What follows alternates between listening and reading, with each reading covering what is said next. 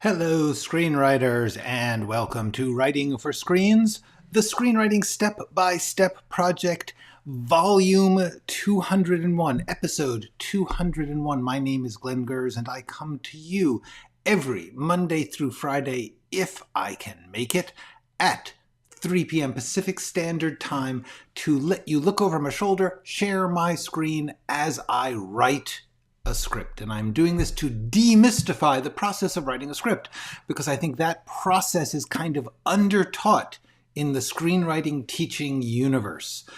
People tend to talk about what will make a great script, or what will make a script that will sell, or what will be the universal perfect script.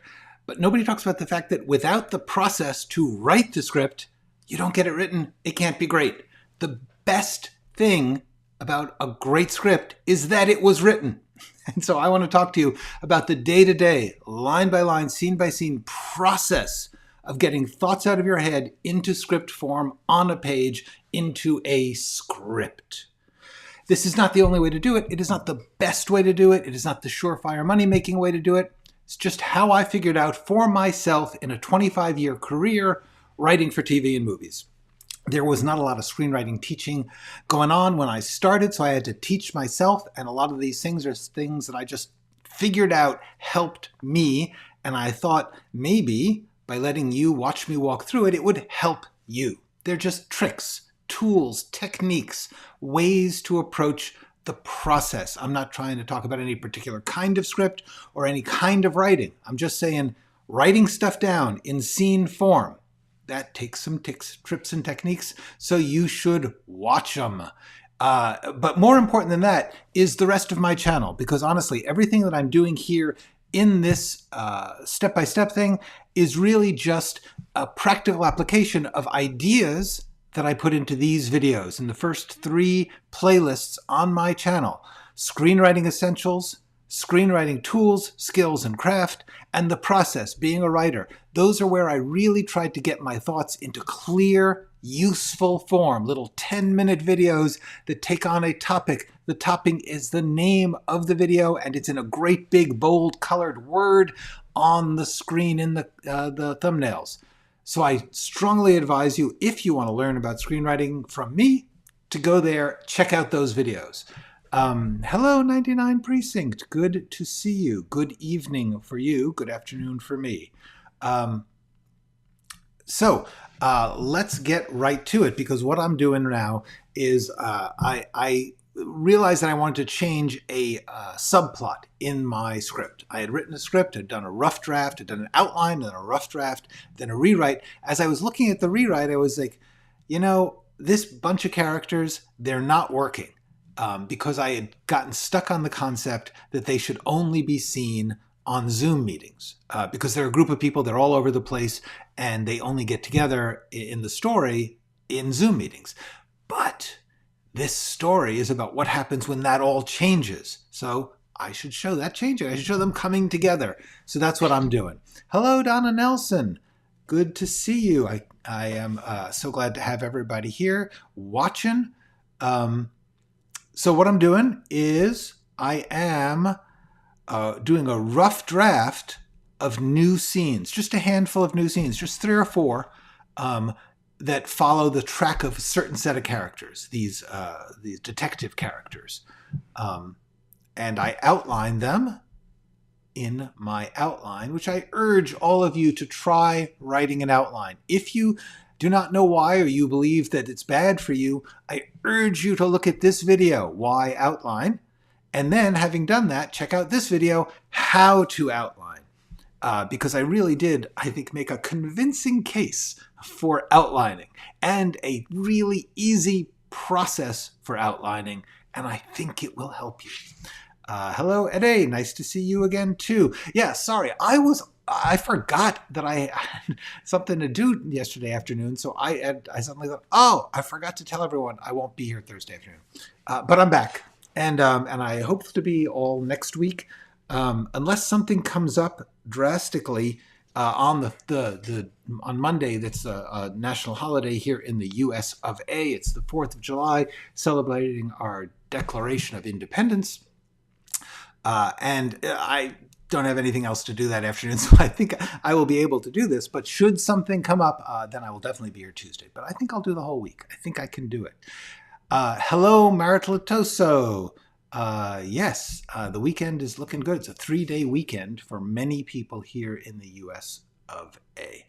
Okay, so so I got to this part in the outline, and this part I have not gotten, the arguing part. So I'm going to just see what I can do about that.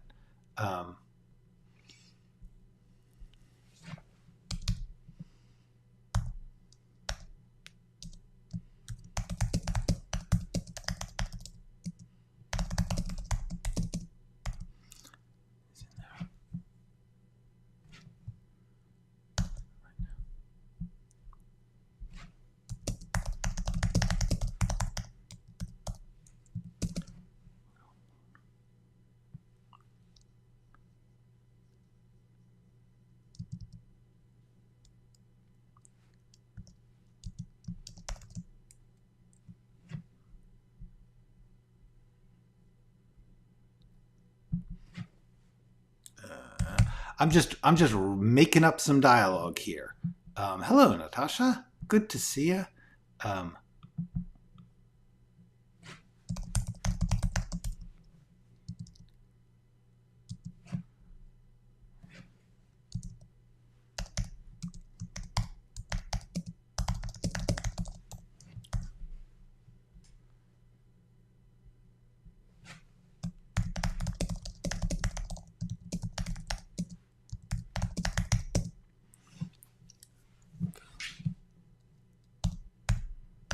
Psycho truck.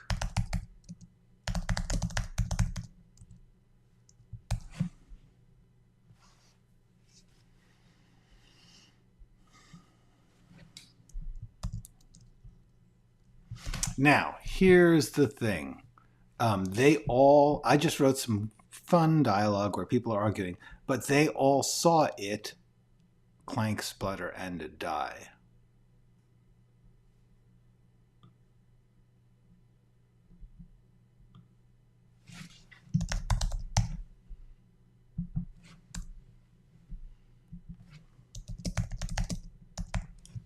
There we go.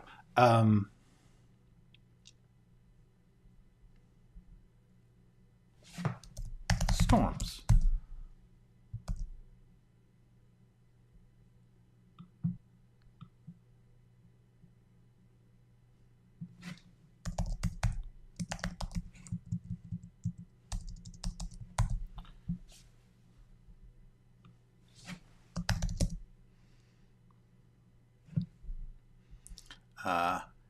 Hello, Jax XD. Glad you finally made it to Alive. Congratulations. I hope that is fun for you. I am currently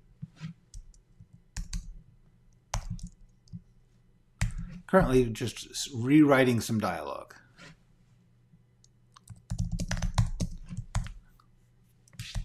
Hi, I write. Hi, Bob is indeed our uncle. Is this what you... Let's call low profile.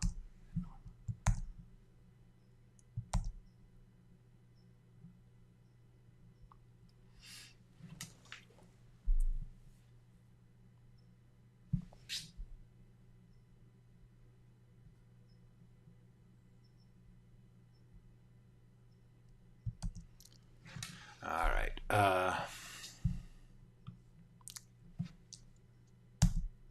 So the basic point is there's an RV. This is how I write every scene. So this may help to remind you of this. I picture what's actually happening in the scene, just like what happens. In this case, what happens is this whacked out conspiracy theorist RV comes driving towards the house. Its engine dies. It sputters to a stop. Dundosky comes storming over. McLean drives past and parks. They're all there.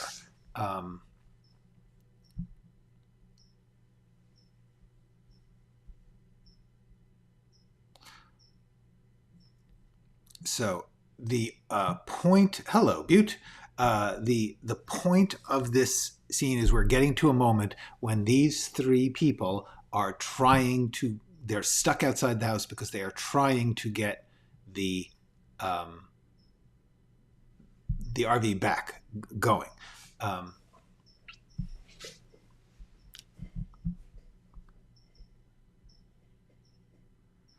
This, while clever, is not.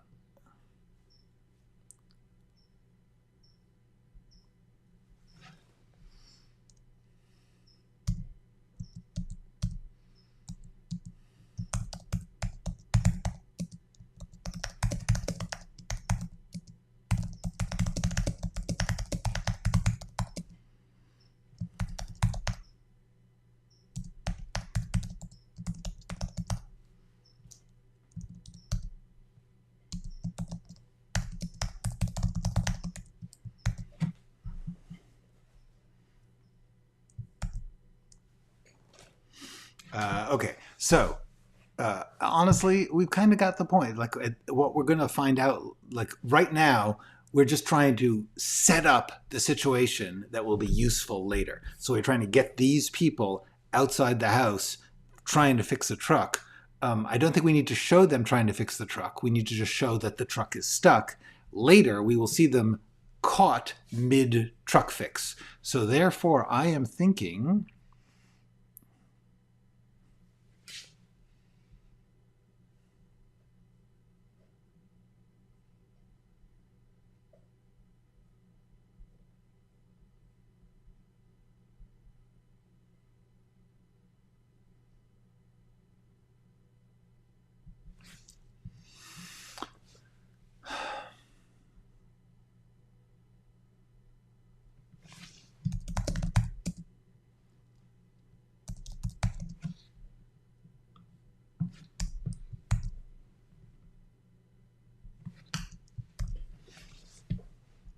That's it, actually. That's all we need. Because we are starting to creep up in page count again. The problem here is that I am 10 pages over where I want to be. I want to be at page 60. I'm at 70. I will get this down eventually. There will be ruthless cutting and some fudging of formatting, which always helps. Okay, so point is, okay, that's done. This one is done. I put them in this blue color to say I haven't got them quite right yet. When they're actually done, I put them in the regular format so that I can say, oh, look, these are all done. This one is not done. This stuff is not done. This one is not done. So,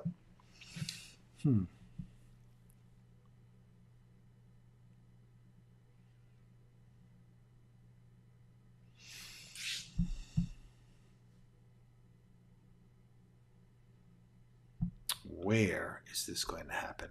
I need to get Cameron on this call. So the question, what I'm trying to think of is there are two places that could happen. I could actually put this call at the end of this scene here so that she's there, so that when Xena walks out, they're all already there, which is not a bad idea. Because the alternative to that is that I have to put it here when, like, that's breaking up this scene, and I don't think I need to break up this scene.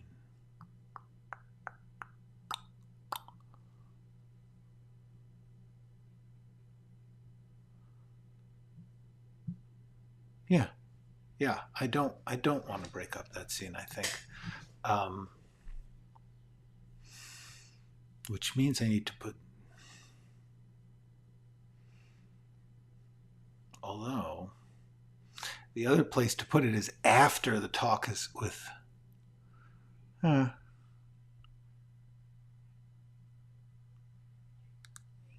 no, she should be on there. Clean house meaning cut? Yeah, I know. I got to do that. I got to do it. All right. Okay, so here's the question.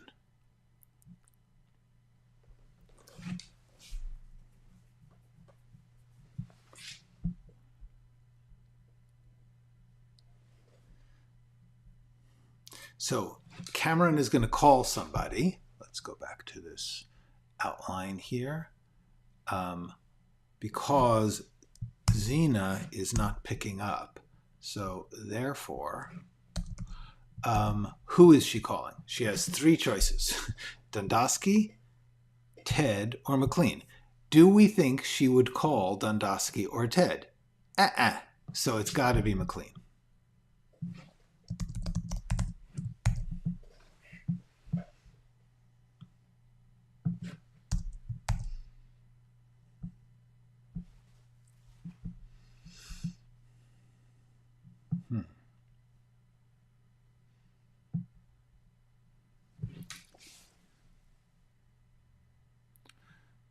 Okay. Yeah.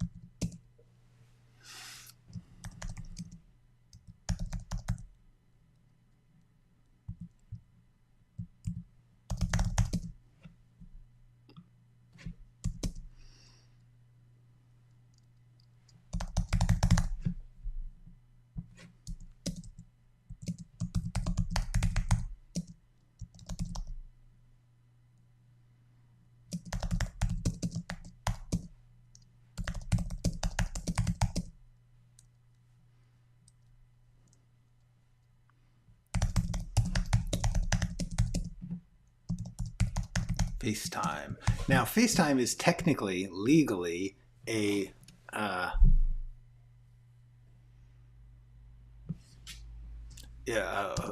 only Apple, and therefore, should I do that?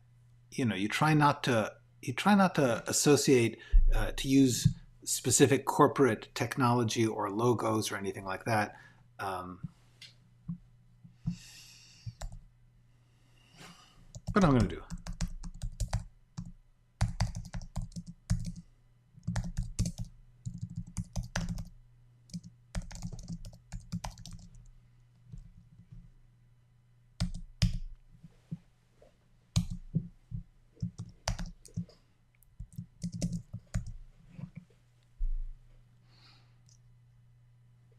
All right, so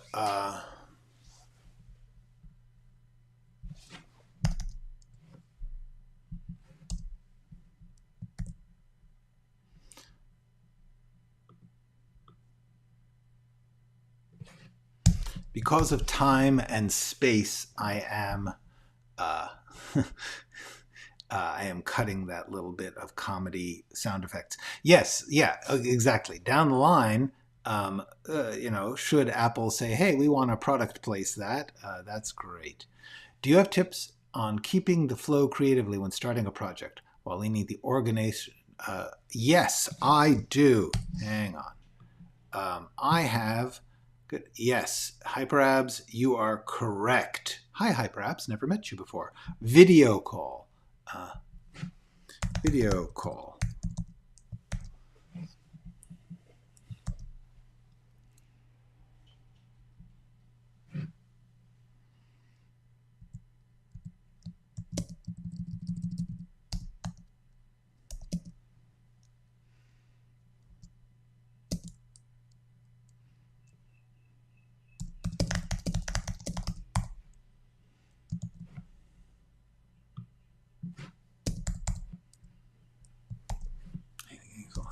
Hey, the gang's all here.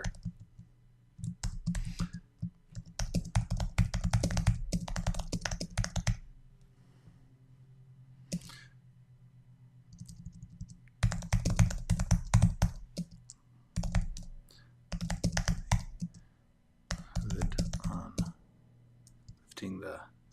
See, it's not a hood, like an RV engine. This is one of those things that you wanna by the way, Donna, I got you. I just want to try and finish my bit here. An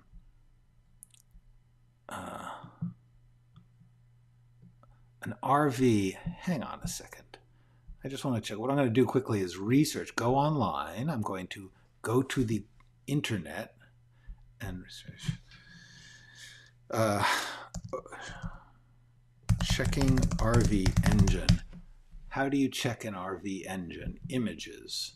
Oh, they're all close-ups. Damn. What I want to see is where is the engine? I'm just going to check. RV engine. Door. Where is the RV engine door? Huh. All right. You know what? That's fine. This is one of those computer things where it's like, I don't actually know how you get to the engine of an RV. Apparently it's in the side somewhere.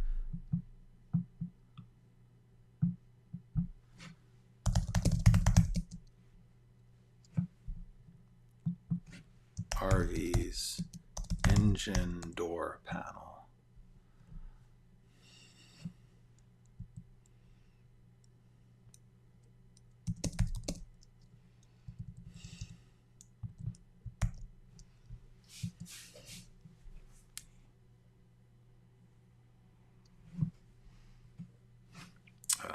Okay, so, okay, how often do you have to be concerned about products? You never have to be concerned about products. If you are writing a script, you are not in the business, just write whatever you want. I'm just saying that a person, once you are in the professional film industry, they will tell you not to mention song titles, brand names. Don't make your script depend on the use of that thing, because that may be very expensive to get the rights to use. And without the rights, this is actually very disturbing to me personally, because lately they will actually go out of their way to disguise the brand identifiers on things like cars. Like they'll actually cover the little logos on the hood of a car or something. There's all sorts of legal complications now to what you can, people's T-shirts, store signs. Producers tend to be super conscious of not including things that they don't have the legal right, contractual right to show or use. So it's become a habit for me not to depend on any particular product brand name or type. So as not just it's just a step. It's not a big deal. It is certainly not a big deal, except for song titles, or if you're going to say, like, if your plot actually depends on where the buttons are on an iPhone or something, you just recognize that you may not have the right to use an iPhone in your movie. So, that's all. Yes, exactly. That's why I'm just saying opens the RV engine door panel, because that's it. Engine. I'm actually just going to say engine panel.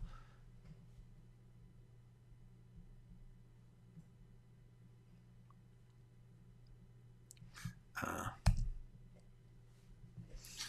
right. So let's go back to Donna's question, because it was a good question. Tips on keeping the flow creatively when starting a project, leaning into the organizational side to manage an outline. Yes. The first thing is absolutely, I think I strongly suggest you watch How to Outline, because I really do try and lay out the outline as an organizational tool, not just a storytelling tool, but a way to steer your thoughts. Another really valuable video for that is what I called How to Organize a Project, which once again is about if you have a physical organization, even physical digital, like if you've got a set of documents and all of your thoughts have got to go into one of those documents, it steers that flow that we are talking about. However, I also would suggest my video on small steps, and especially on create a ritual. These are the ones where I really try and talk about the process of writing, the actual, like I'm doing here, but I try to break it down to just like things that you can use as steps. Because the question of flow, keeping the flow creatively, I believe is a couple of things. One, you want to make sure that you are not taking on more than you can carry at any one moment. In other words, the reason things flow, there's actually a whole book called Flow by a psychologist who studied this idea of creativity and the idea that creativity flows best when you are challenging yourself a little, but not so much that you can't handle it. There's this fine line where if you don't challenge yourself at all, you're bored. But if you challenge yourself too much, you get overwhelmed. So what I believe you should do is always work on the steps within your immediate control, which is why I really urge you to work in outlines, think in scenes, and ask questions, which I guess would bring us to two other of my valuable videos: process of questions and use what you have. Those are both things where I think that's actually how you do it. For me, the flow is the use what you have, especially like if all you've got is an idea, start to break it into scenes, figure out the characters. Whatever it is that you don't have, do the next step. Don't worry about 25 other steps, and don't worry about, if you're not ready to write the script, don't worry about the script. Work on the stuff that's in your immediate grasp. That is my biggest advice. Oh gosh, I didn't notice this. Sorry, I was... Okay, let's ban the cheapest sex Tinder. Okay. All right. So that's my main thought, Donna, is the flow comes from having a specific narrowing of things you're doing, which I do partly by just having a very specific limited number of documents. If you've only got 5 documents you can work in, then your brain starts to say, well, where am I in the outline? Have I got every scene in the outline? If I don't, go into the notes and write some notes and then copy them into the outline, and slowly but surely you get a flow. So those are my thoughts. Yes, definitely check those vids out. For everybody, all times, I urge you, on my channel, the first 3 playlists, especially, actually the top one, Screenwriting Essentials, but then that bottom one, the process, being a writer, that process stuff, that's what I'm doing here. And I really try and lay it out as how-to-ish as I can in those videos. All right. How many sessions? I can tell you with a graphic. Get ready for this. Boom. We're at 201. I have been doing this for 201 hours. Basically, I started last summer. I do it most days of the week, and we are actually getting towards the end. Okay, so we are creating a new scene because we have it in the outline. Here, Cameron calls McLean. So she's FaceTiming because she's FaceTiming McLean because she wants to talk to Xena. Xena's not answering, so she's checking the other people. Now, so the question that was in here was, where is Cameron?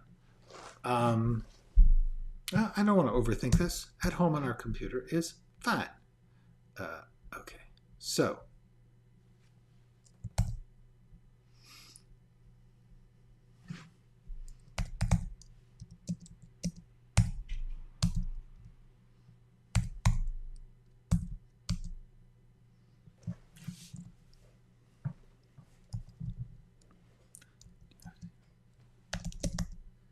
you have Xena there. You have Xena there.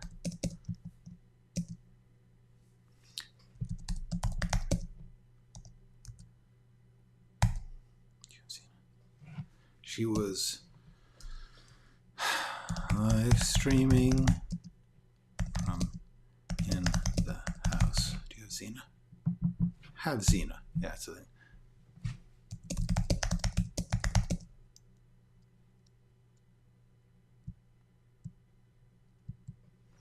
She was live streaming from the. Now, this is one of those things. It's really a good idea. If you are having a character talk about a thing that we just saw in another scene, they don't have to lay it all out. So therefore, you have Xena. She was live streamed from in the house.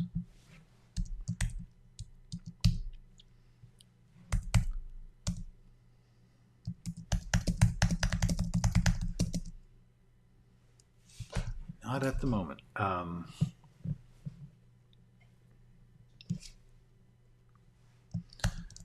want me to go ring the bell?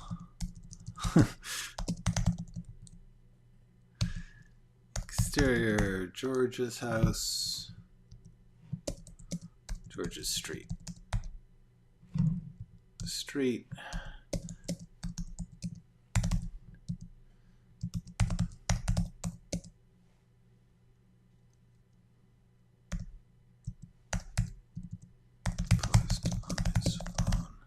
Starts for the house.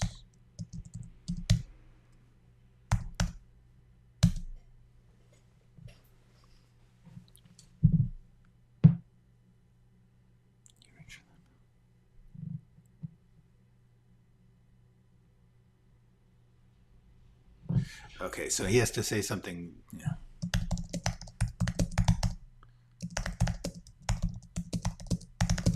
We got a problem.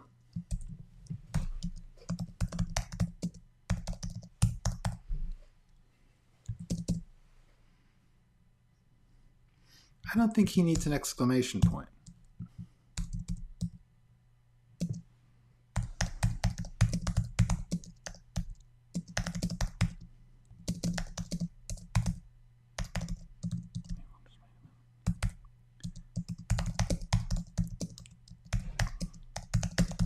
Maybe we'll just wait on that.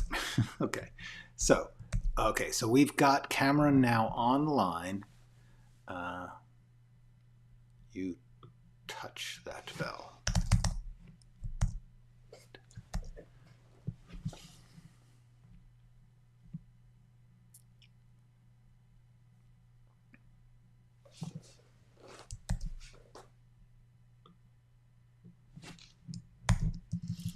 Freezing, starting back to the hour.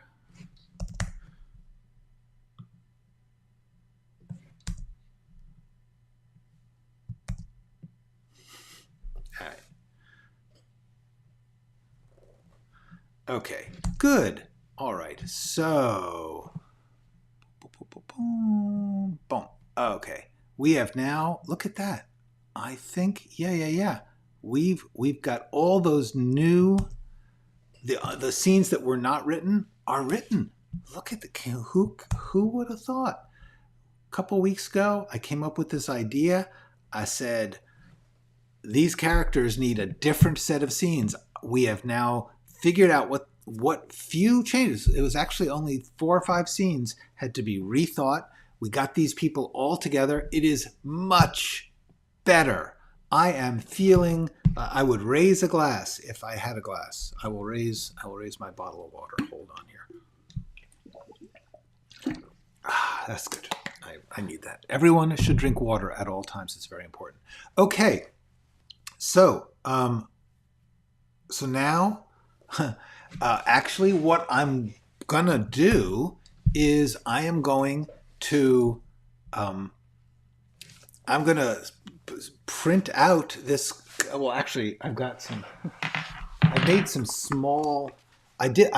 For me, it helps to see the script printed because I'm old.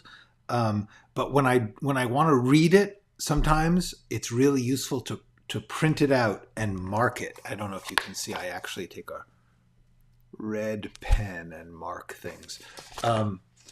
Although honestly, more and more, my brain has gotten used to reading on a screen, and I go through it on the screen. But now and then, just to get some perspective, to look at it as if it's not my script, I will do things like print it. Or sometimes I'll change the font. I will just like change it into a different font so I can read it. Anything you can do to get yourself to see it with fresh eyes is great. One of the main things you can do is just step away and come back, watch a movie, take a couple days off, come back to it.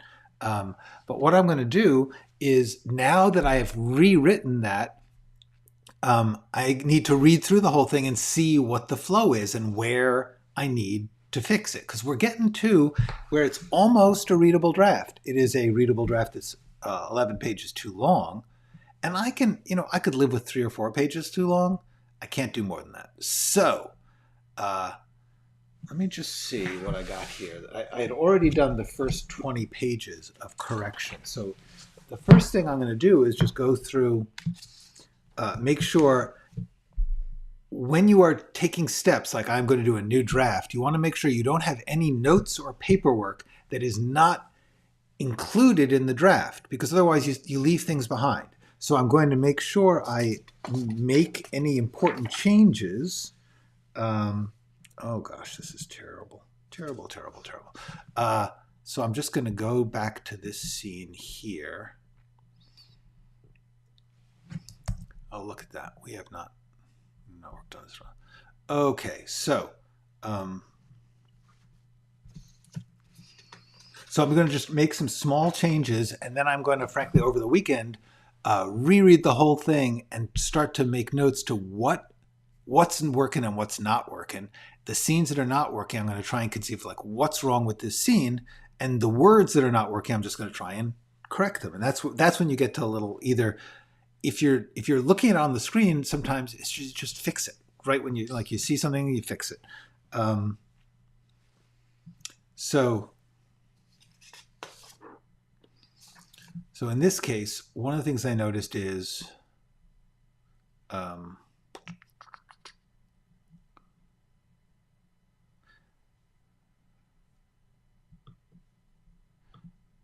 I decided this stuff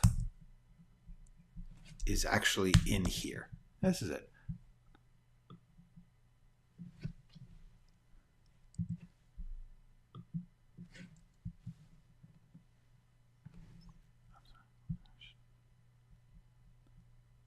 I don't think I shouldn't is necessary. I'm so sorry. I'm not supposed to tell you.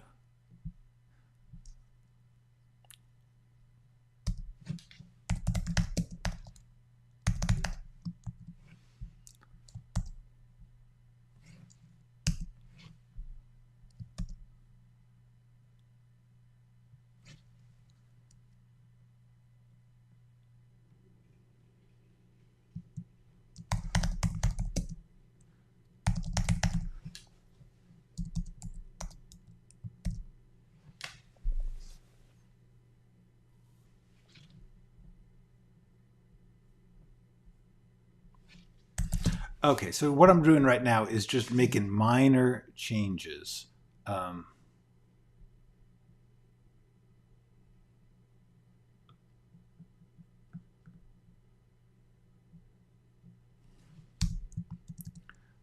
many words. I'm just trying to cut some lines. Yeah, did you notice that? I saw that. Yeah, we got a bunch of people watching.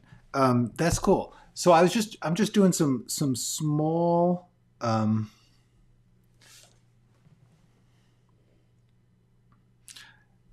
So here's what I noticed.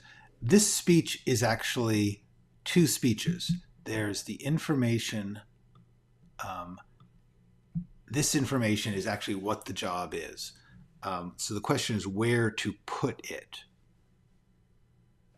Because this is to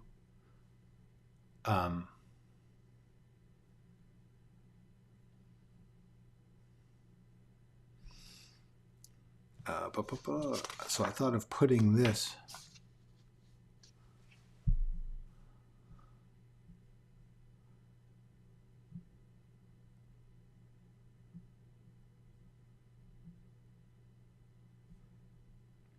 So here's the thing. I've got this one section. Boom. This. And you know what? This. That stunned silence, I think it's just ding.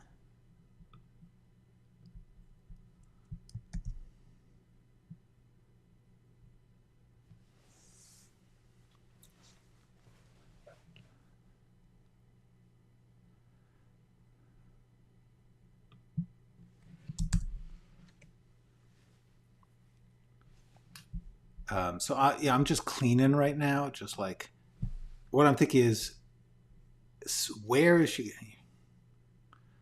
Would this be here? It's not A, it's 4% raise. There's a lot of things where it's just like 4% raise instead of a 4% raise. 4% raise. Plus your own office. Oh, damn. With a door that you can close.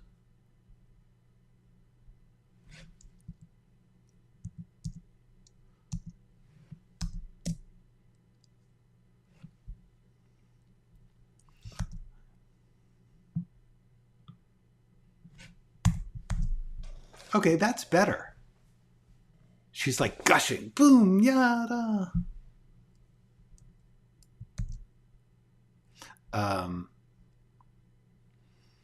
Will we be able to read this new version? Yeah, I will put it out. I was just looking at that.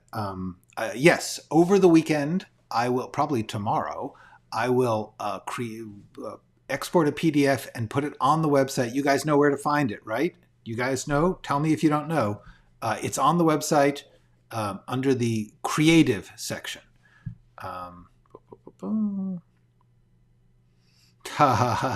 Genre bending movies or movie recommendations for the holiday weekend. Oh, that's tempting. Let me think about that. I do and I may. Let me think.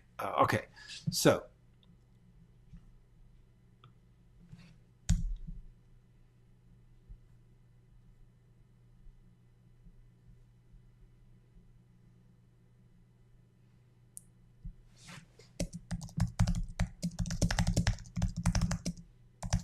Look at that. I can put it back.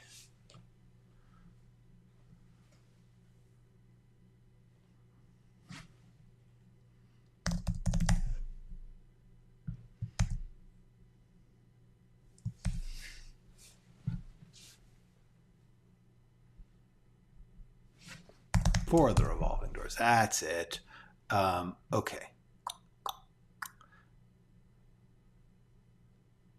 just love it when a promotion is righteous. 24 years, worked your way up. First woman. Sometimes people don't speak correctly. First woman in your department. That's just better. First female supervisor.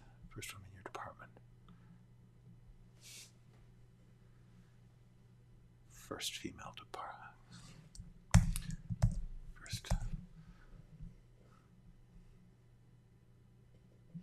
All right, that's good. That's better. Okay.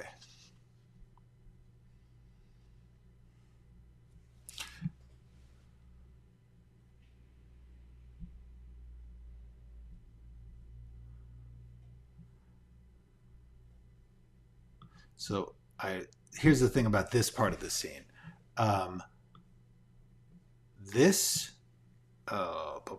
She says, nah. So she's made the decision. Then Brenda argues with her, but she just said, could I say no? So that's time one. Then she's like, nah, this is the reasons that she's saying no. Then Brenda argues with her. Then she says no. Then Brenda argues with her. So it's just too many times. So,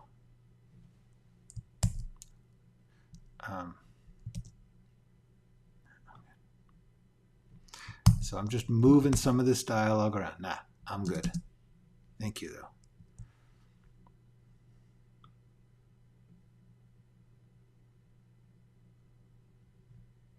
Good, thank you, though. I'm good, thank you, though. What could I do? I like my work, I like my team. Thank you, though. Thank you, though, goes here. Boom, there you go. Thank you, though. Are you okay? I like the work, I like my team, I like my desk. Thank you, though. I think that's gonna be good.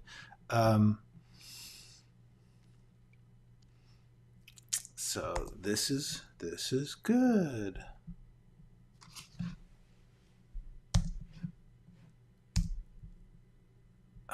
All right. Okay, that's not bad. Here's the question. Yeah, that's better. Okay. Let me take a minute here to think about genre-bending movies. Genre-bending movies. Okay. I assume we're not just talking about new ones, because I like old movies, too. Let's see.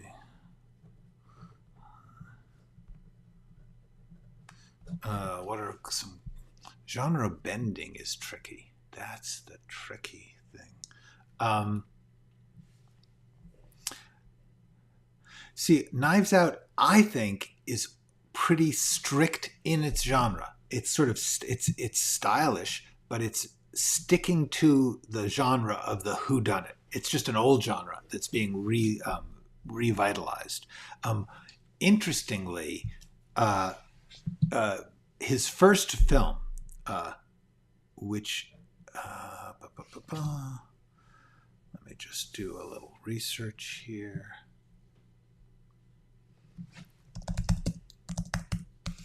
Okay, so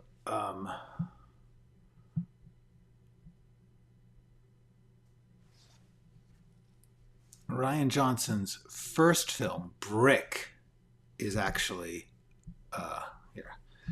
All right, Brick.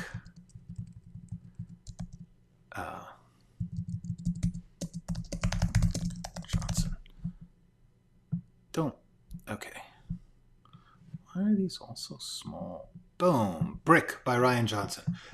This is a very small, ultra low budget indie film by Rian, first film by Rian Johnson, which is a hard-boiled detective story, but it's set in a California high school in the 90s. So that's what I think of as genre bending. When you're taking a genre and you're just twisting it up to a place where it's almost unrecognizable, or where you're blending two genres together. Yes, Brick indeed. Brick, Brick by Rian Johnson. Yes, I write Brick indeed. It's a really interesting movie. For some people, it will not be enjoyable because it's very art movie. It's this very stylized dialogue, which is also which is inappropriate to its world. That's what I find interesting. Anyway. I could, but well, yeah. Actually, that's interesting. I only saw Knives Out once when it came out. I don't believe you do know the killer until the end, until the last act. I could be wrong about it. You think you know the killer, but in fact, I believe it turns out to be a surprise who the killer is in the third act. Okay.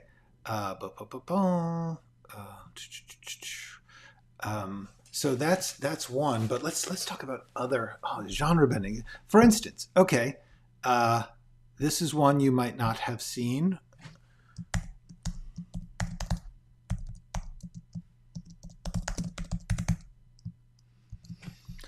It's called Grosse Pointe Blank. Grosse Pointe Blank, with John Cusack and I think Minnie Driver, is a romantic comedy and a hitman movie. So that's where you're taking a genre and you're really twisting, because it's complete. It's about a hitman who wants to get out of being a hitman, and at the same time, it's this story about this guy who's going back to his high school reunion, having become a hitman. It's really cool. It's a lot of fun. It's not great looking, honestly, but it's just a solid genre bending movie. For genre bending shows, because actually that's where you get into some interesting stuff. Is honestly, a lot of good TV lately has been super genre bending. Let me think. Okay, because I was just thinking about The Mist. The Mist is actually good. The Mist is it's so painful by the end that I hesitated to like it when I first saw it. That is a brutal movie because it's a horror movie that does not pull its punches. It's just grim, relentless horror, and as such, kind of impressive. So yeah, I mean, Darabont is wild. He's really Darabont is he can be self-indulgent and take Green Mile is lovely, but it's kind of slow, but it's terrific. Anyway, so yeah, but so I think The Mist is terrific. I think obviously Shawshank is amazing. Yeah, it is. Yeah, but it's. I have to tell you the truth. I can't talk about Knives Out convincingly because I don't remember enough of the details. So yeah. Let me just think. I'm sorry. I usually have like tons of genre bending, like The Sopranos. I mean, honestly, The Sopranos is genre bending. Oops. The Sopranos. Boom. Now, obviously, that's 60 some hours, so I don't know that you want to watch it in the weekend, but it's an amazing act of taking a mob story, which at that time was a strict genre, and completely bending it into a personal family coming of age in a way story. That's what was amazing about it. It's about a mob, the decline of a mob family, but at the same time, it's about this suburban guy's midlife crisis, so that's truly genre. But movies, just movies. Offhand, I'm just drawing a blank. And what's going to happen is I'm going to click the end, and then I'm going to go, oh, I should have said this and that and that, because genre bending is kind of my favorite thing.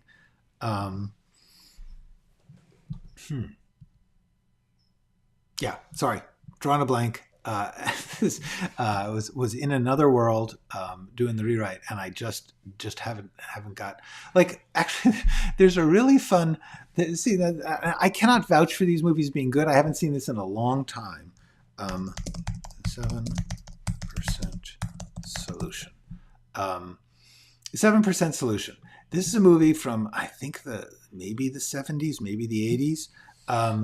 The 7% Solution is a detective story. It's about Sherlock Holmes. It's a Sherlock Holmes case, but it's about Sherlock Holmes going to Vienna to being psychoanalyzed by Sigmund Freud, because who's just starting to figure out psychoanalysis, and just as Sherlock Holmes is just starting to figure out psychiatry, detection.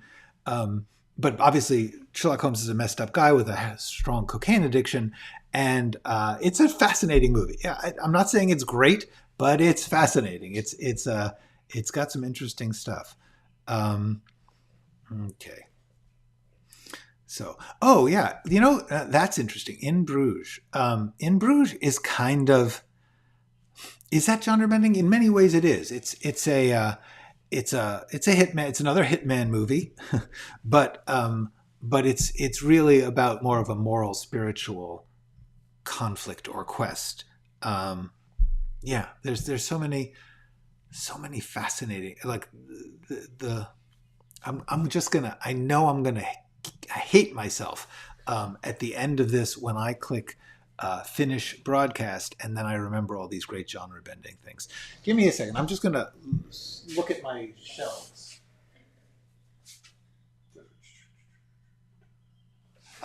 Okay. Here's a cool one. Yeah. Sorry, I was looking at my DVD shelves. Okay. Angel Heart. Angel Heart is a film noir detective movie. Mickey Rourke is a guy hired by a mysterious stranger played by Robert De Niro. Mickey Rourke is hired in 1947 to find a missing singer, like a crooner named Johnny Favorite. And but it becomes a supernatural horror story with all sorts of other dimensions which I don't want to get into. So I would say Angel Heart, absolutely. Terrific genre bending. Yes, Parasite, absolutely. Parasite is a terrific genre bender and a phenomenal movie. Parasite, absolutely. It is a farce and a comedy and a social comedy, and at the same time a horror, a total horror movie. I've heard good things about X. I have not seen it, so I cannot say what I think. But time travel, is it time travel or is it unwrapping the secrets of the past? Anyway, yeah, don't spoil any of the twists in any of these things. I would also venture to say that, crap, what's it called? It's The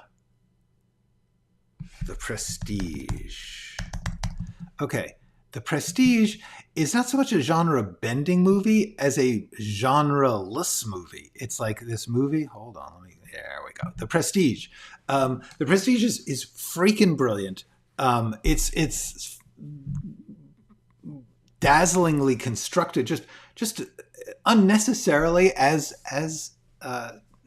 our friend Christopher Nolan is wont to do. He will take something and make it unnecessarily complicated in its time scheme.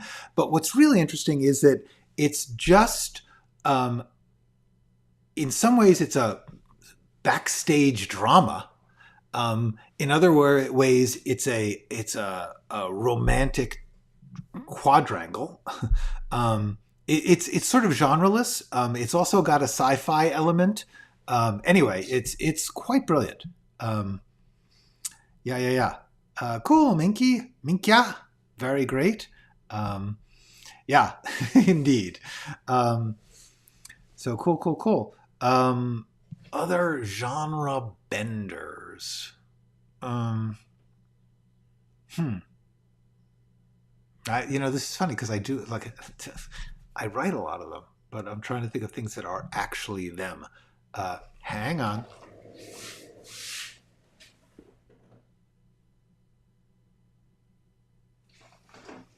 Okay.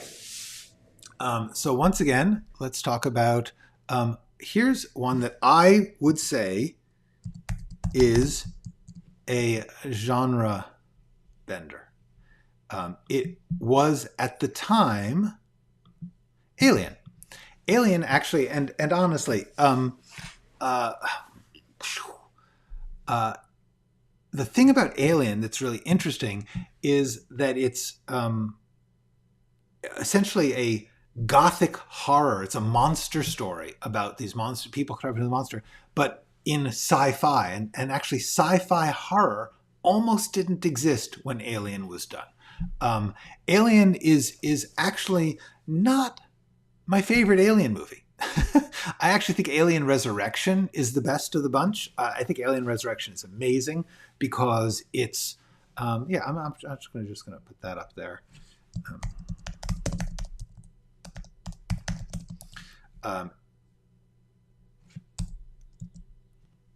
Alien Resurrection, which is technically Alien 4, I believe. Wait. Boom. Alien Resurrection. Alien Resurrection is, I think, the most complex and emotionally connected of the Alien movies. Aliens has a strong emotion, but it's not what I would call complex. it's just not. It's just James Cameron does not specialize in complex. He specializes in super strong emotions, and I love him for that, but they're not complex. Alien Resurrection is complicated emotionally, and yet to me it leads to the strongest of the finales, because what Ripley has to do is heartbreaking. But what's really cool about it is that this is a horror movie and a sci-fi movie, and although by the time Alien Resurrection came along, it was not uniquely genre-bending, that was a unique bend at the time. I don't know that I've ever seen The Final Countdown. Yes, exactly. Prestige is a mystery. It kind of has a supernatural element, but is that supernatural or is it sci-fi? Plus, it's a very strong romantic drama, and just an emotional drama about the rivalry of theatrical performers, which is not, so that's just good complexity. That's so I think that's a bunch of genre benders, and I know I'm going to regret this, and on another day I'm going to go like, damn, I wish I had thought of X, Y, and Z, because I know X, Y, and Z would be great. This is X, Y, and Z. Actually, there is a movie called X, Y, and Z, and I've never seen it, so don't go with that. All right, I think we're heading towards yeah, there we go. That's a bunch. It's a bunch of things to watch. There's many good things to watch out there. Have fun. Have yourselves a great weekend, and I will see ya on Monday. I will, and for those of you who are in America and have the day off, and if you're not doing anything else, I'll see you then. For the rest of the world, definitely see you then. Okay, that's it. Go write something.